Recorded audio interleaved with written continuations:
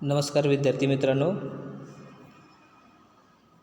आपण आज नवीन विषयाला सुरुवात करत आहोत, जो आहे BCom थर्ड इयरसाठी दोन्ही सेमिस्टरमध्ये 25 गुणांसाठी. हा स्किल ओरिएंटेड सब्जेक्ट आहे.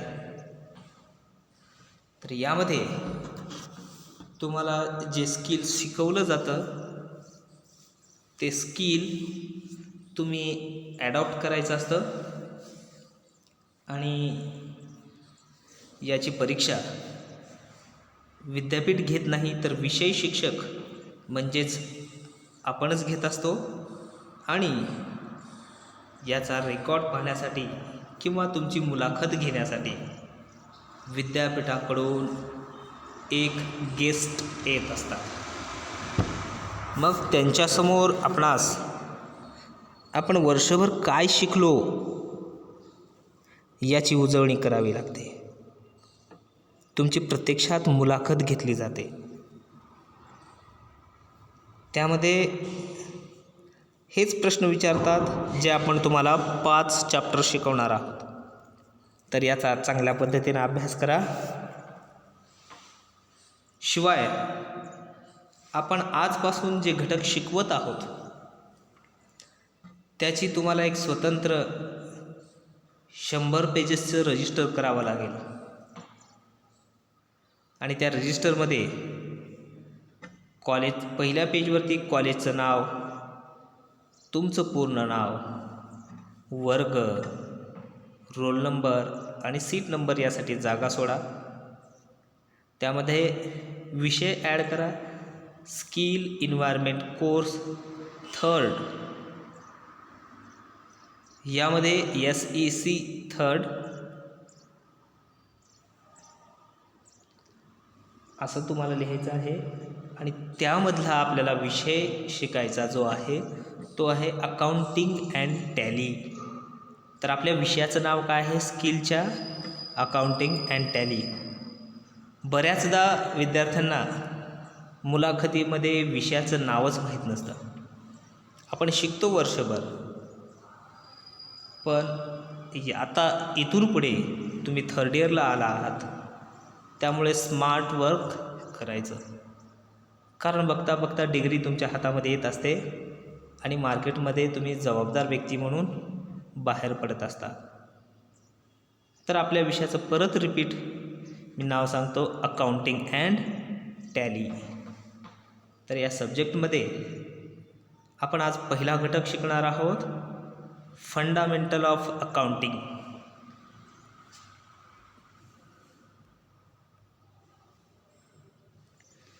पहा, यामध्ये इंट्रोडक्शन ऑफ बिझनेस मी जे शिकवतोय ते तुम्हाला पॉईंटमध्ये शिकवत आहे. मात्र तुम्हाला रजिस्टरमध्ये हे डिटेल घटक स्वतः लिहावे लागतील.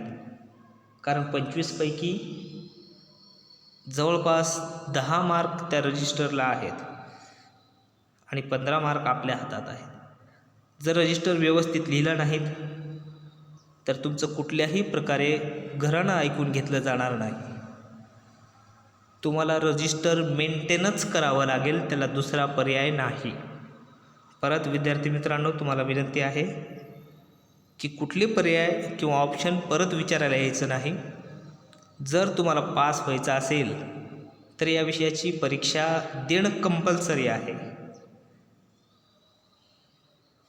आणि विषयाची परीक्षा देत असताना तुम्हाला आधार ठरणार आहे तुम्ही मेंटेन केलेलं ते रजिस्टर. मग तुम्ही 11वी अकाउंटिंगचं पुस्तक वापरा किंवा इंटरनेट माध्यमाचा शोध घ्या किंवा इतर रेफरन्स पुस्तकं वाचा. मात्र या रजिस्टरमध्ये डिटेल नोट्स असल्याशिवाय ॲक्सेप्ट केलं जात नाही. हे इथून गेलेल्या थर्ड इयरच्या विद्यार्थ्यांना तुम्ही विचारू शकता. मग आपण परत आपल्या विषयाकडे वळूया, इंट्रोडक्शन ऑफ बिझनेस. बघा तुमच्यासमोर एक वाक्य आहे, generally a business begins with a business concept, म्हणजेच the idea and the name. कुठल्याही व्यवसाय त्या एका संकल्पनेपासून सुरुवात होतो. ती संकल्पना लक्षात आल्याशिवाय आणि ते नाव समोर असल्याशिवाय आपण त्याला व्यवसाय म्हणत नाही. Depending on the nature of business,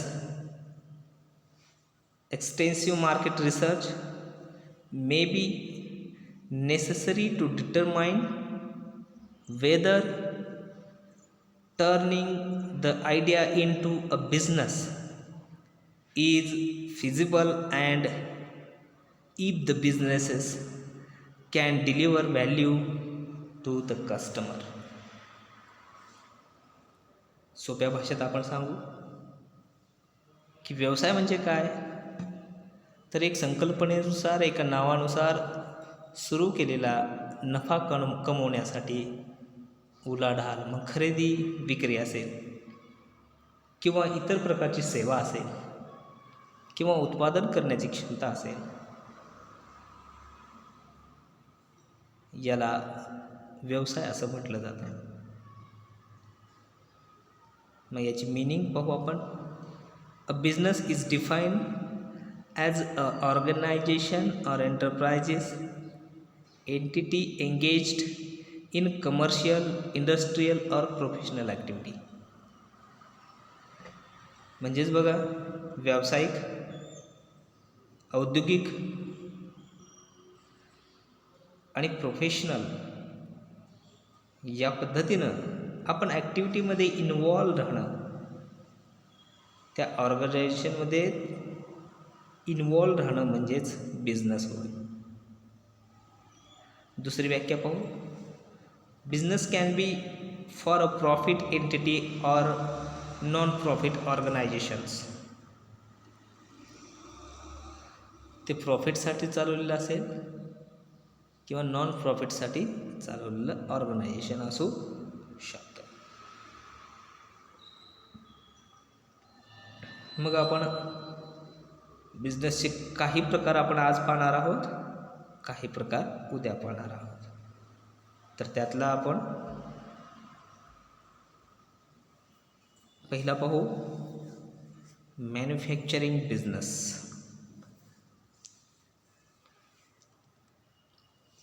manufacturing business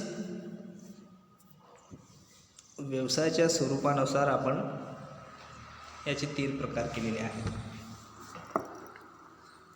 manufacturing म्हणजे एखादी कुठलीही वस्तू उत्पादित करणे आणि मार्केटमध्ये विकणे म्हणजेच मॅन्युफॅक्चरिंग बिझनेस आहे.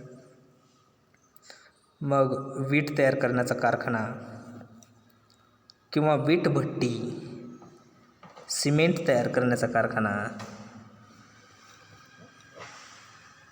किंवा इतर प्रोडक्शन, तुम्हाला जे मार्केटमध्ये जे काही उत्पादन करून बाजारपेठेत विक्री होतं, त्या व्यवसायाला मॅन्युफॅक्चरिंग बिझनेस असं म्हटलं जातं. मग लातूरमध्ये हे व्यवसाय कुठं आहेत हो, तर जास्तीत जास्त MIDC एरियामध्ये, कारण तिथंच माल उत्पादित केला जातो. मग हे माल उत्पादित करण्यासाठी कुठल्या गोष्टीची आवश्यकता असते सांगा बरं. Raw material, labour, machinery, fuel, oil, electricity, ETC. मग मशीनच्या सहाय्यानं आपण काय करत असतो, किंवा त्या मजुरांच्या सहाय्यानं कच्च्या मालापासून एक पक्का माल जेव्हा तयार करतो, तेव्हा त्याला मॅन्युफॅक्चरिंग बिझनेस असं म्हटलं जातं.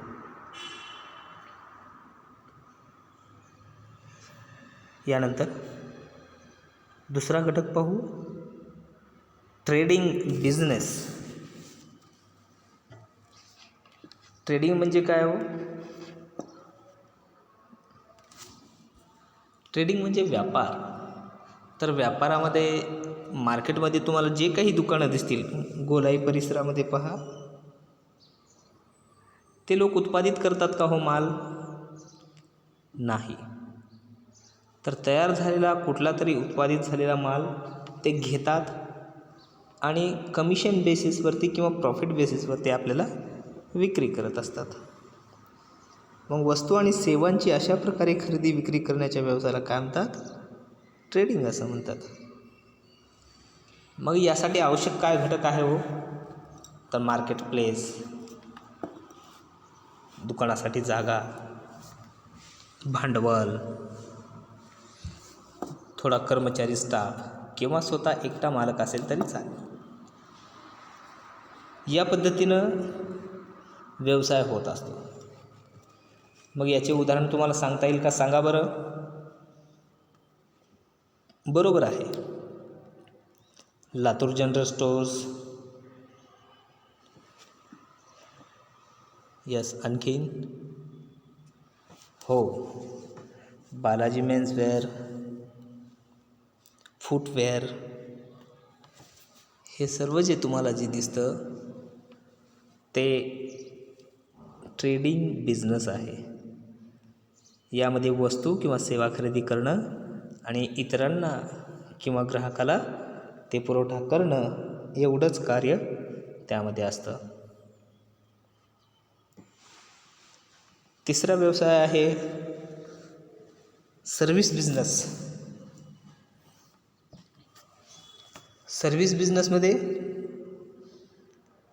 आपणास काय लक्षात येईल हो? सर्व्हिस बिझनेसवरून कोणती असू शकतात? अगोदर उदाहरण सांगा. बरोबर आहे, डॉक्टर, वकील, प्राध्यापक, इंजिनियर. हे आपणास वस्तू विकतात का हो कुठली? नाही. तर आपल्या सेवा देत असतात. डॉक्टर आपल्या आरोग्याची काळजी घेत असतात आणि आपलं आरोग्य व्यवस्थित राहावं यासाठी सेवा देत असतात. वकील कायद्यांचा आधार घेऊन आपणास संरक्षण मिळावं, आपलं हित त्यामध्ये व्हावं म्हणून वकील आपणास सेवा देत असतात. प्राध्यापक आपल्या ज्ञानामध्ये भर घालण्याचं कार्य करत असतात. या पद्धतीनं तुम्ही आणखीन प्रत्येक बिझनेसचे डेफिनेशन लिहायची आणि प्रत्येक बिझनेसचे 10-10 उदाहरण रजिस्टरमध्ये लिहायचे. परत एकदा रिमाइंड करतो मित्रांनो की जेव्हा परीक्षेच्या वेळी हॉल तिकीट इश्यू होत असतं त्यावेळी तुम्हाला ही परीक्षा देणं कंपल्सरी आहे. तुम्हाला माहीत आहे काही दिवसापूर्वी लॉकडाऊन लागलं होतं, तरीसुद्धा आपल्या विषयाचे रजिस्टर हे बेस म्हणून सबमिट करण्यात आले आणि तुम्हालाही तेच करावं लागणार आहे.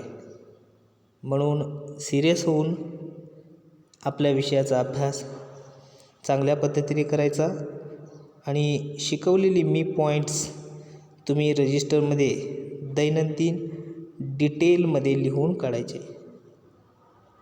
तरच तुम्ही पास व्हाल हे लक्षात घ्या. भेटूया पुढच्या लेक्चरमध्ये आणखीन छान उदाहरणांसह. तोपर्यंत अभ्यास करा. धन्यवाद.